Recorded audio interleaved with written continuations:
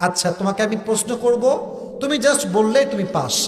বলো, খুবই সহজ উত্তরগুলো আমি বলেছি, বারবার করে রিপিট করেছি।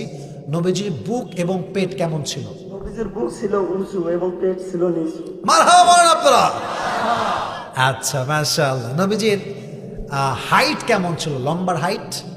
তিনি বেশি লম্বাও ছিলেন না, বেশি বেড়েও ছিলেন না, তিনি মাঝারি বর্ণের পুরুষ ছিলেন। মারহাবা বললেন না আপনারা? এরপরে তো মারহাবা আমাকে না বলতে, আপনার মারহাবা আগে বলে দিবেন, ঠিক আছে? এবার বলো, নবীজির চেহারার রংটা কেমন ছিল? তিনি লাবণ্যময় ছিলেন। মাশাআল্লাহ। বলো, নবীজির হাতের তালু কেমন ছিল? রেশমের মতো নরম।